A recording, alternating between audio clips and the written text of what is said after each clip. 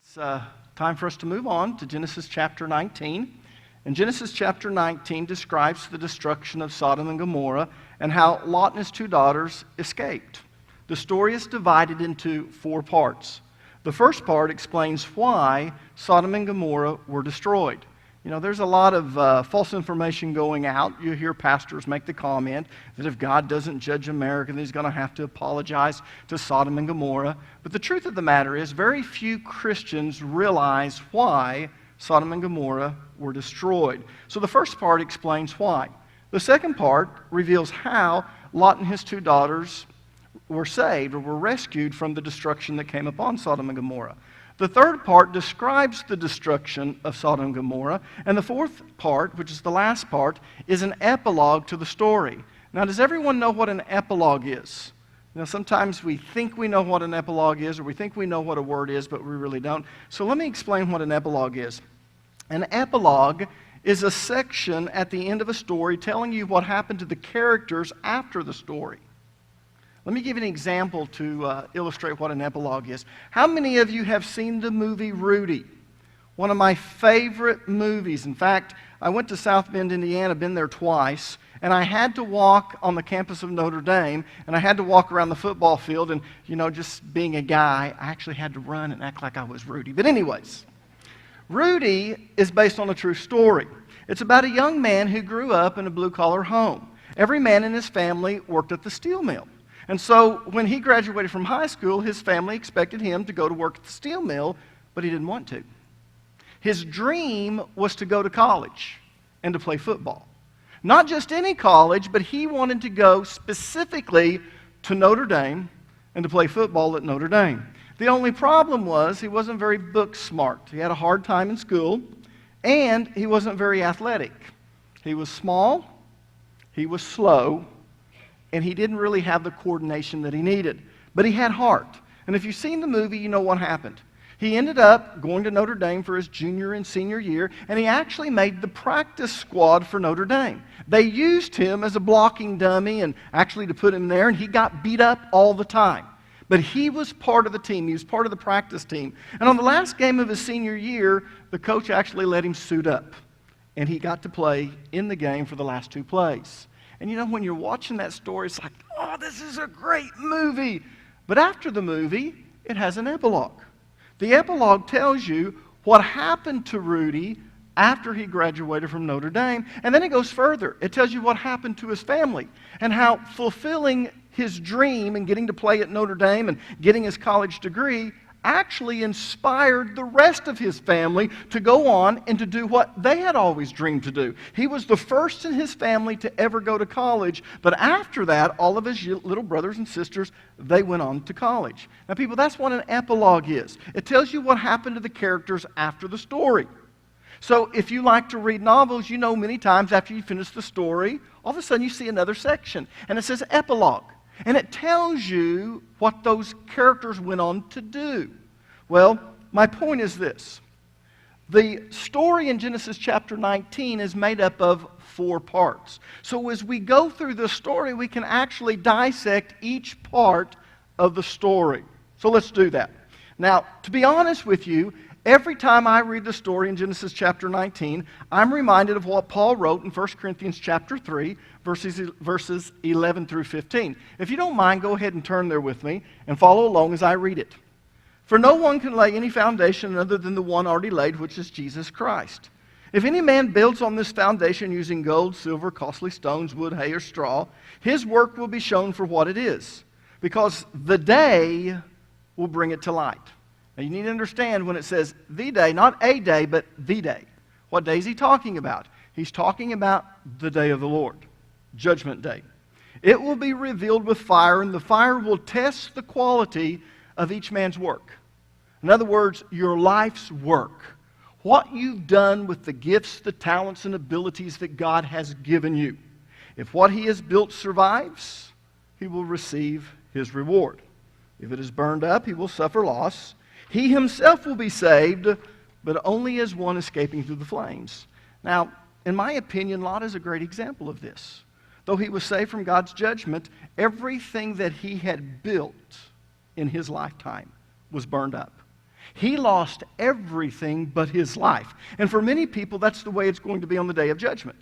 They're going to be saved from God's wrath because they believe in Jesus Christ. But everything that they've worked for on this earth is going to be lost. And they're not going to have any rewards. The good thing is they're going to be saved. The bad thing is they're not going to receive any rewards in heaven. Now, hopefully, most of us are going to learn from the story of Lot, and we won't make the same mistakes that he made. You see, Lot was a believer, believe it or not. He was a believer, and the Bible says he was a godly man. You can be a believer and a godly person and still barely escape and not have any rewards in heaven.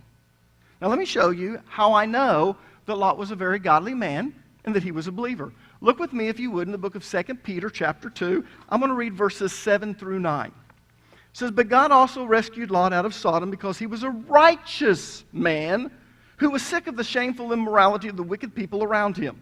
Yes, Lot was a righteous man who was tormented in his soul by the wickedness he saw and heard day after day."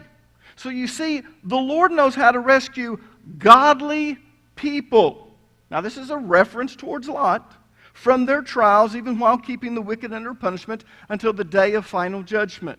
So Lot was a believer. He truly believed in God, and he wanted a relationship with God. But he also wanted what the world had to offer. He wanted wealth, and he wanted pleasure. You see, Sodom represented what this sinful world has to offer, because Sodom was known as a city of wealth and pleasure, kind of like Las Vegas today. When you think of Las Vegas, what do you think of? Vice, sin, gambling, women. What stays in Vegas stays in Vegas. We refer to it as what city? Sin City. So I want you to understand that Sodom was the Las Vegas of that day. They were Sin City. And it represented what the world has to offer, which is wealth and pleasure. And whereas Abraham wasn't willing to become a part of Sodom, Lot was. And he sacrificed and compromised his faith and his values in order to get what the world has to offer. But in the process, he lost everything that he owned and most of his family members. And that's kind of sad. So what I want to do tonight is I want to go through Genesis chapter 19. I want to go through the story and kind of look at the highlights. I don't want to get bogged down in the details because, to be honest with you, we could probably spend 4 to 5 weeks on this story, but we don't want to do that. So what I'm going to do is I'm going to go through each part. Remember, there's 4 parts, and we're only going to look at the highlights. So look with me, if you would, in verses 1 through 3. That evening, now, not any evening, that evening. Just notice that. That evening, the 2 angels came to the entrance of the city of Sodom. Lot was sitting there, and when he saw them, he stood up to meet them. Then he welcomed them, he bowed with his face to the ground. "My lords," he said, "come to my home to wash your feet and be my guests for the night. You may then get up early in the morning and be on your way again." "Oh no," they replied. "We'll just spend the night out here in the city square." But Lot insisted. So at last they went home with him. Lot prepared a feast for them, complete with fresh bread made without yeast, and they ate. Now, as an FYI, Sodom was located at the south end of the Dead Sea. Do you remember? In fact, let me just show you this on the slide. This is the Dead Sea. Sodom and Gomorrah were actually located right here. So they're at the southern tip of the Dead Sea. And where was Abraham? He was at Hebron, also known as Mamre. Mamre is kind of a place that's right outside of Hebron. But if we want to just generalize it, Abraham was at Hebron. Now, how far is Hebron to Sodom and Gomorrah? Does anyone know? It's a distance of 40 miles. So it takes about 2 days to walk 40 miles. So how quickly were the angels able to go from Hebron to Sodom and Gomorrah, or actually to Sodom? Does anyone know? They went that evening. So the question is, how in the world did they get there that quickly? Because it takes 2 days to actually walk 40 miles. But if you remember the story the last time we were in Genesis chapter 18, you know that the Lord and these 2 angels actually ate lunch with Abraham. They spent time, and it tells us it was about mid-afternoon. So we're talking about somewhere between 1 and 3 o'clock. And from the time of 3 o'clock to that evening, all of a sudden, these two angels are walking towards Sodom. How in the world did they get there that quickly? Well, of course, they were angels, which means that they were transported. Much like Philip, after baptizing the eunuch in Acts chapter 8, verse number 39, they were translated. They were actually caught up and went to this other place. Now, because they were angels, no big deal. They have the ability to travel from the physical to the spiritual, to do all types of things. If you remember when Jesus was resurrected, many times he just appeared in their presence, able to seem to walk through walls. He didn't have to go through the doors. He was there and then he was gone. And that's the way it was with them. They were walking toward Sodom. If you remember, Abraham was walking with the Lord and two of the angels. The Lord stayed back and tarried with Abraham, and he's telling them what he's going to do. But the angels move on. And so from about 3 o'clock to about 6 o'clock, boom, they're there. They're translated. Now, when Lot saw these two angels approaching Sodom, he invited them to stay at his house for the night.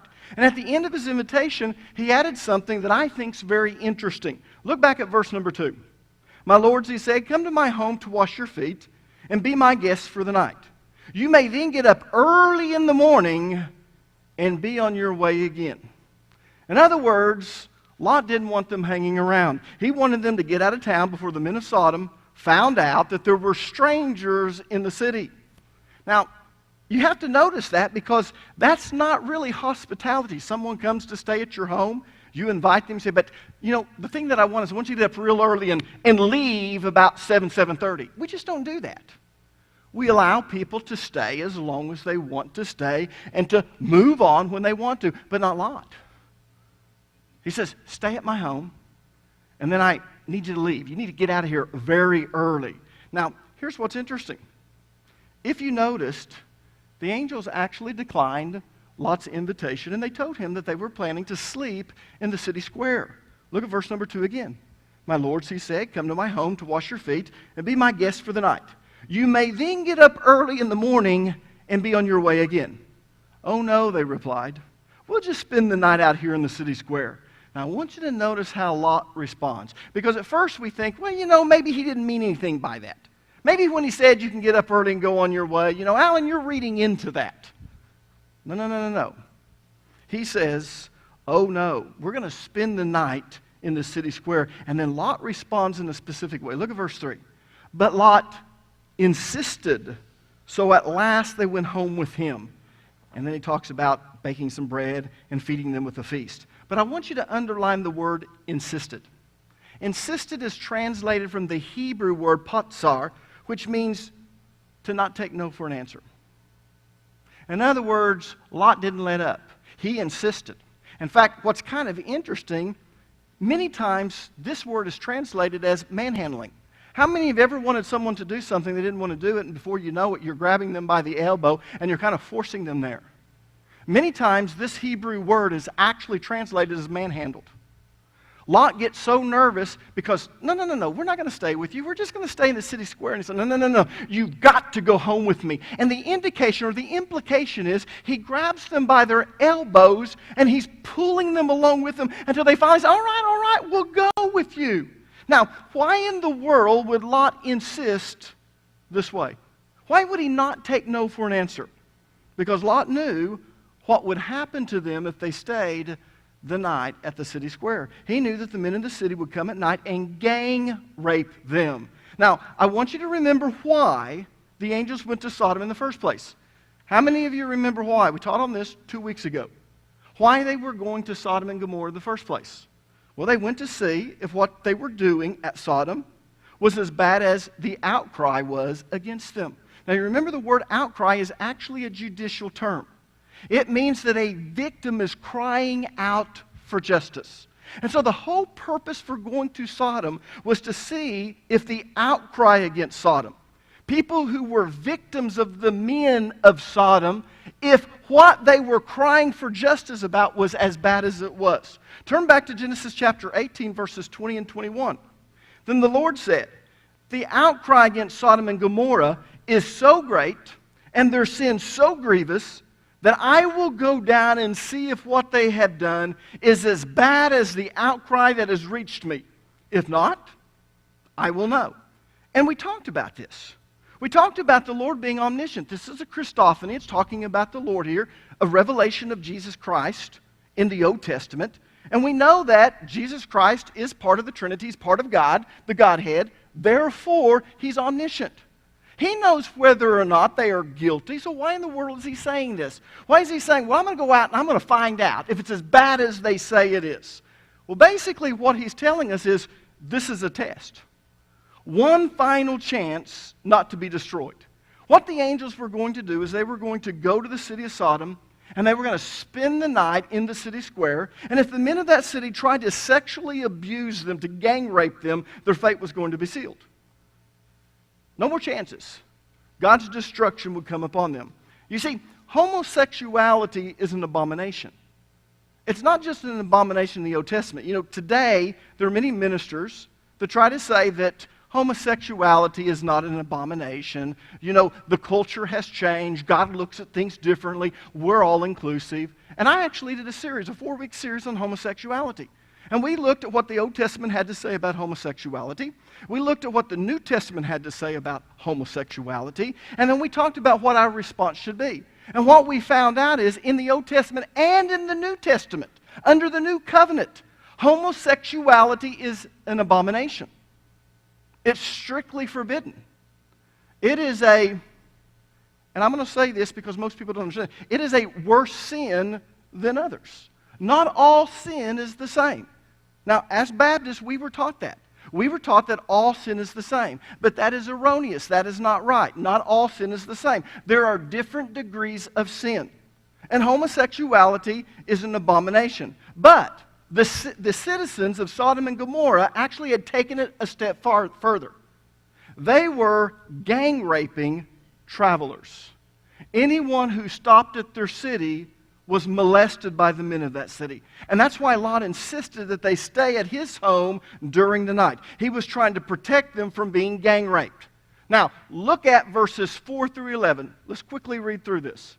But before they retired for the night, in other words, before they even went to bed, all the men of Sodom, young and old, it affected every generation, not just the younger men, but even the older generation. So all the men of Sodom, young and old, came from all over the city, and they surrounded the house.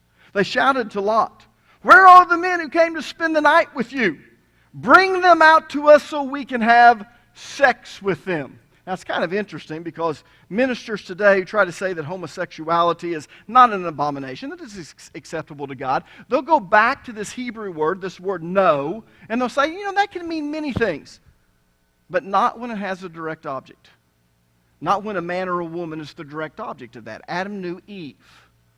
It doesn't mean that he understood her feelings. When it has a direct object like that, it has a sexual connotation, and it means sex. They wanted to have sex with these men. So they shouted to Lot, "Where are the men who came to spend the night with you? Bring them out to us so we can have sex with them." So Lot stepped outside to talk to them, shutting the door behind him. "Please, my brothers," he begged, "don't do such a wicked thing. Look, I have 2 virgin daughters. They never slept with a man before. Let me bring them out to you, and you can do with them as you wish. But please, leave these men alone, for they are my guests and are under my protection." "Stand back," they shouted. "This fellow came to town as an outsider, and now he's acting like our judge. We'll treat you far worse than those other men."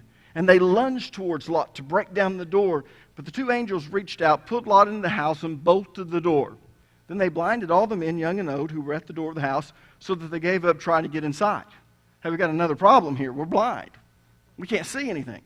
So no sooner had they gone to bed, or were actually getting ready to go to bed, when all the men of Sodom came to Lot's house, and they demanded that they bring these 2 men out. For what purpose?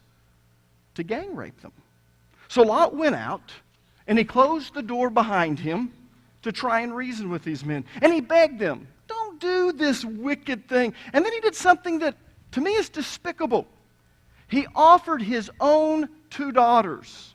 His daughters who had never slept with a man before, and he offered to them in the place of these men. Now, I'm not going to make excuses for Lot, because as I've already said, to me, that was very despicable. But I think Lot knew that they didn't want women, they wanted men. You see, the men of Sodom and Gomorrah were so perverse They were so hardcore homosexuals that women did not turn them on. So I personally believe that Lot knew that those men would not want them when he offered his daughters to them. So why in the world did he do that? I think it was part of his bargaining or his reasoning. What he was trying to do was to say, you know, I'm willing to offer my daughters. I want you to see how important this is to me. If you have any respect at all for me, don't do this. Because I believe in his heart he knew that they wouldn't want to have his daughters. They didn't want women, they wanted men. But they didn't care. I want you to notice what they said to Lot. Look at verse number 9 again. Stand back, they shouted. This fellow came to town as an outsider, and now he's judging us. Now, did you catch that? Lot was an outsider. So let me ask you a question. If the men of Sodom were gang raping every traveler that came along and stayed in the city, why didn't they gang rape Lot when he came to Sodom?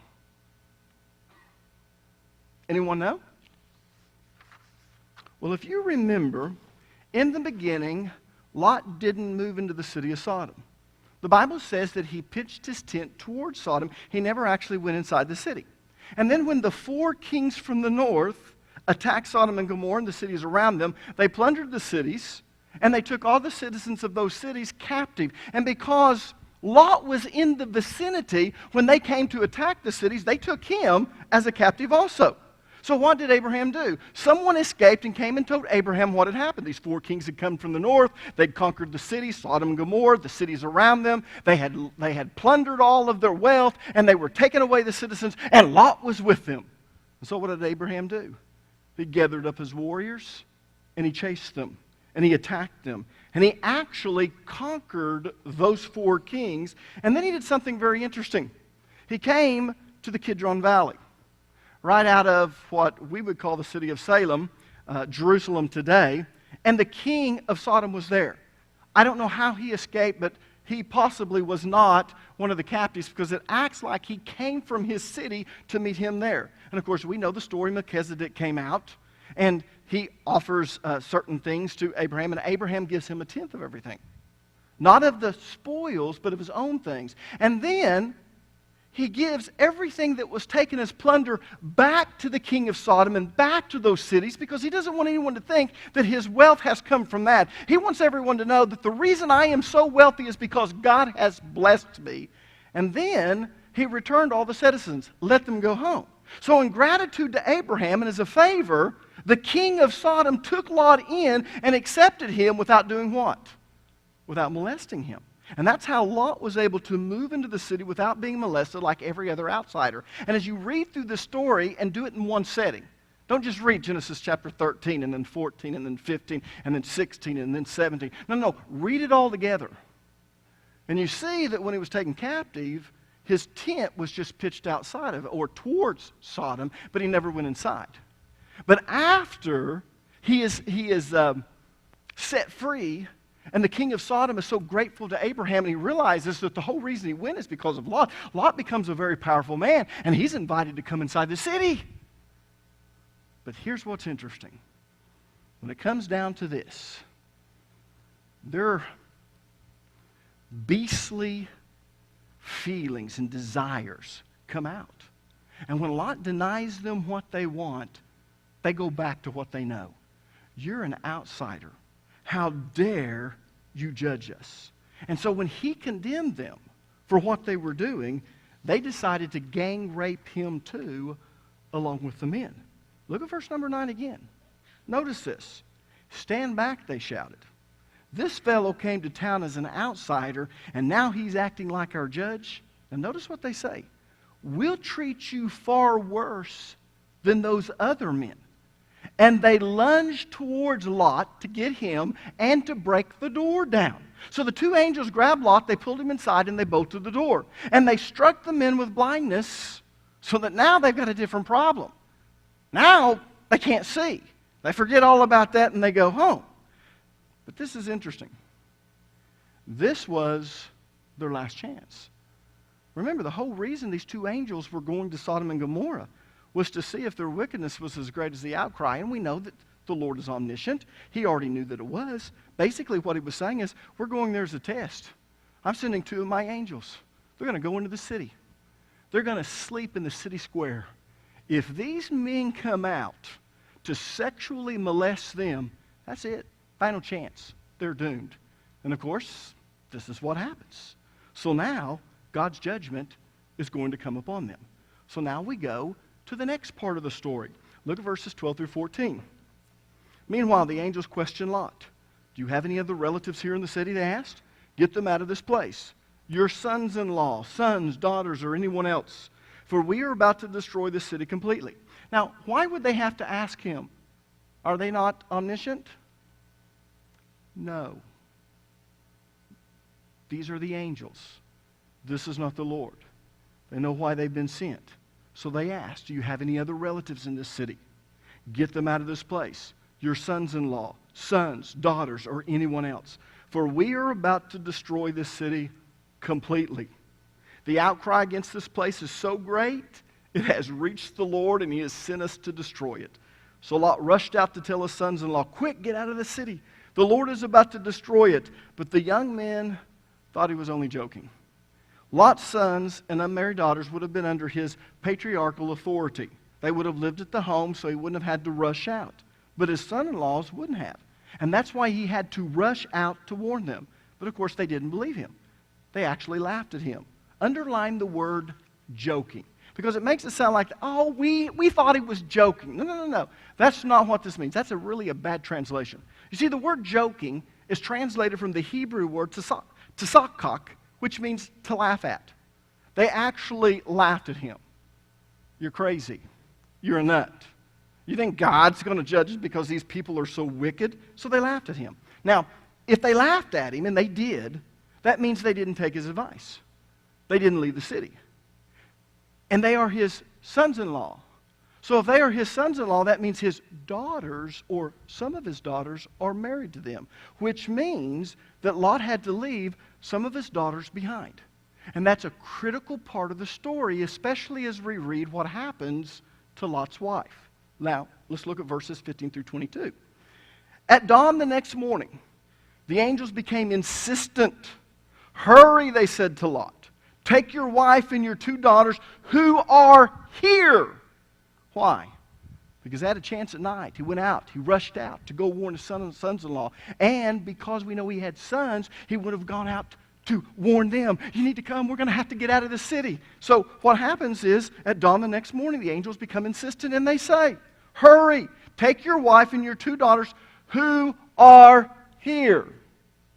Get out right now, or you will be swept away in the destruction of the city.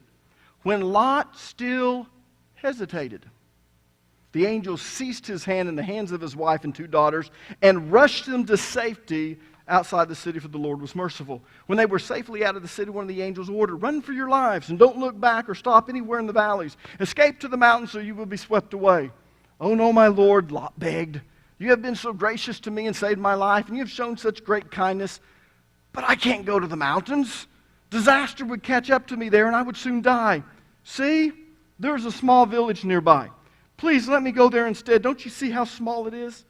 Then my life will be saved. Thinks he knows better than God. That's kind of interesting because we're like that many times. God's trying to warn us. He's telling us not to do something, but guess what? We know better. So we start arguing with God, and that's what Lot does. Now let's go ahead and pick this up. All right, the angel said, I will grant your request. I will not destroy the little village, but hurry, escape to it, for I can do nothing until you arrive there. This explains why that village was known as Zoar, which means the little place. Very few people live there. Now I want you to notice in verse 16 that Lot hesitated. The King James Version says that he lingered. Now, personally, I believe that the reason that he lingered is because he was having to leave some of his children behind. And people, that would be very hard to do. But people, that's one of the dangers of wanting to serve God and at the same time wanting to have what the world has to offer. Many times, when you want everything that the world has to offer, but you still want to serve God, you end up losing your children. Because they are raised in a very worldly environment, so they go the way of the world. And people, that's what happened to Lot. Lot loved God. And he wanted the things of God, And he wanted to have a relationship with God, but he also wanted the wealth and the pleasure of the world. So what he did is he moved his family into this very worldly environment. And he thought he could have both things. But the problem is his children were raised in that worldly environment, and it affected them. So when it was time to escape or to leave, they were not willing to leave this worldly environment. And that happens many times. I see it all the time. I see parents who've got their feet in both places, trying to live a godly life and trying to live the way of the world. And what they don't realize is, as you're raising children, they're being raised in that worldly environment, and it affects them. And though you might be saved, they're not. And here he went out and he rushed out. He went to his sons-in-law because of his daughters that were married. He went to his sons, and in the morning they're not there, and the angels tell him, too late, we got to get out of here. It's coming, or you're going to be caught up in the destruction too.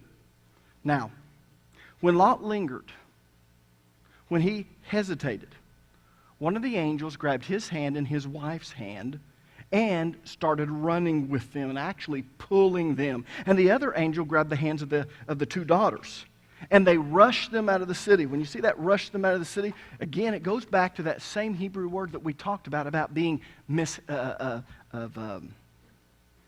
manhandled.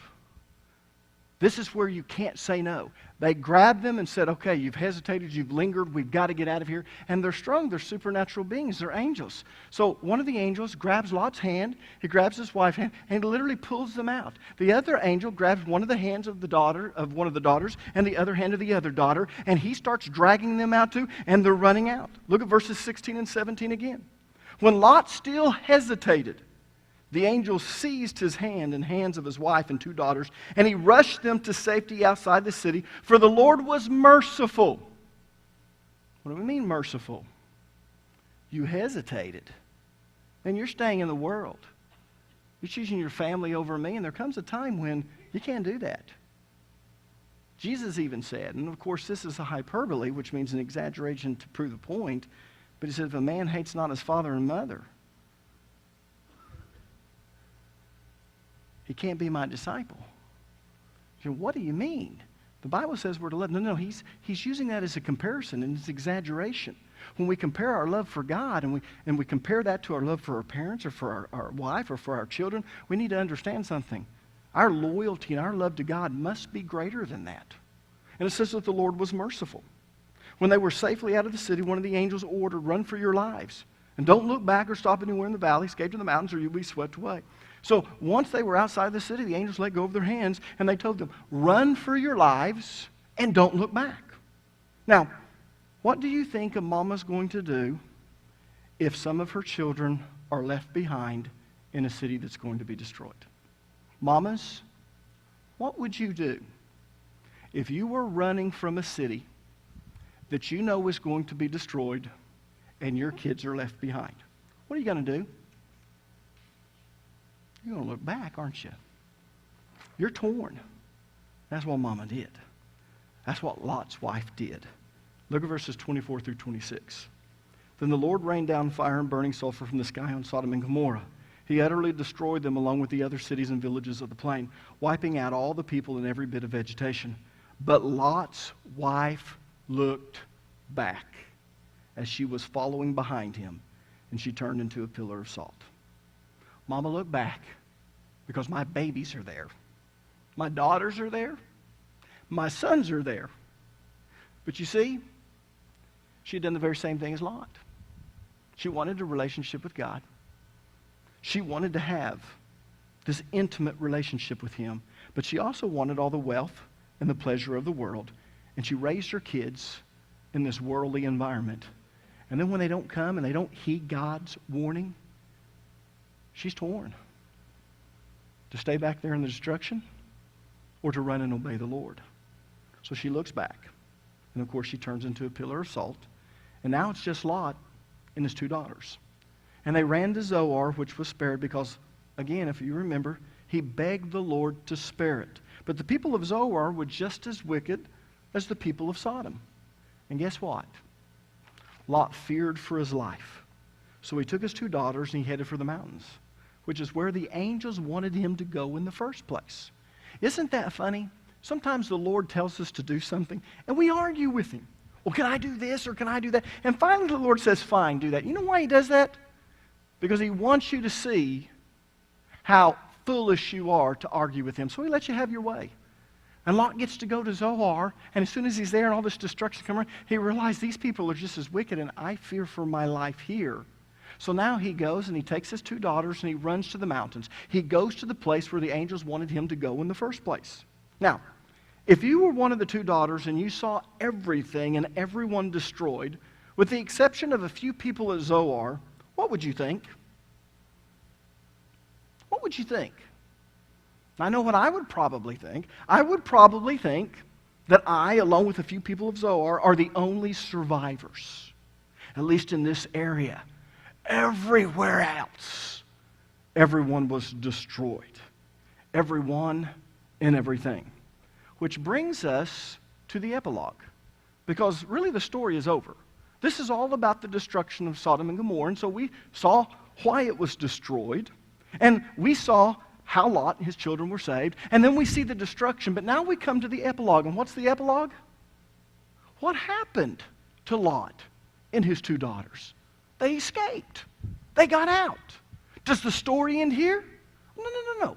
We need the epilogue. We want to find out, well, what happened to them? So let's look and see. Let's find out what happened to them. Turn to verses 30 through 38. Afterward, Lot left Zoar because he was afraid of the people there. And he went to live in a cave in the mountains with his 2 daughters. One day the older daughter said to her sister, "There are no men left anywhere in this entire area. Dad won't leave. He's afraid. We think we're the only ones here." So one of the day, the daughter said to his sister, "There are no men left anywhere in this entire area, so we can't get married like everyone else. And our father will soon be too old to have children. Come, let's get him drunk with wine, and then we will have sex with him. That way we will preserve our family line through our father." So that night they got him drunk with wine, and the older daughter went in and had intercourse with her father, who was unaware of her lying down or getting up again. The next morning the older daughter said to her younger sister, "I had sex with our father last night. Let's get him drunk with wine again tonight, and you go in and have sex with him. That way we will preserve our family line through our father." So that night they got him drunk with wine again, and the younger daughter went in and had intercourse with him. As before, he was unaware of her lying down or getting up again. As a result, both of Lot's daughters became pregnant by their own father. When the older daughter gave birth to a son, she named him Moab. He became the ancestor of the nation now known as the Moabites. When the younger daughter gave birth to a son, she named him Ben-Ami. He became the ancestor of the nation now known as the Ammonites. So now we know where the Moabites come from and the Ammonites. We're going to see the descendants of Lot through this incestuous relationship he has with his 2 daughters. But here's what's so sad. Because Lot wanted a relationship with God, but he also wanted everything the world had to offer, and rather than being separate like Abraham could have gone in, lived inside the city of Hebron, but he refused to do that. The reason he was a nomad is because he did not want to become ingrained within the culture. He did not want that to affect him, so he remained separate. And that's one of the things that God wants us to do, even in this New Testament time. We're in the world, people, but we're not supposed to be of the world. We're to remain separate. It doesn't matter what everyone else is doing. Everyone else might be going to movies and they're showing naked men and women there, and it's just rated R. We're not supposed to do that. Everyone else might get a little drunk. Drinking's okay, but drunkenness is a sin. But everyone else is getting a little tipsy. No, the Bible says we're not supposed to do that. There are certain things the Bible tells us we're to do and what we're not supposed to do. But you see, we're just like Lot. We want to have this relationship with God, but we also want what the world has to offer. The problem is with our children. Because they're raised in this worldly environment, and it's not so much what you're teaching them, but it's what you're preaching to them through your lifestyle. And they don't have the faith that you do. And because they grow up in that worldly environment, they become very worldly. And you end up not only losing all of these things when you go to heaven and you stand before God one day, but many of you end up losing your children. And that's what happened to Lot. Now here's what's interesting. Lot is never mentioned again in the book of Genesis. This is it. You want to know what happened to him? This is the end result of his life. but not Abraham. Abraham remains separate. He's going to raise his children in the way of the Lord. God has chosen him because of that. And he's not only going to bless Abraham, but he's going to bless his descendants. And that's a promise that God makes to us if we'll remember to be like Abraham and not like Lot.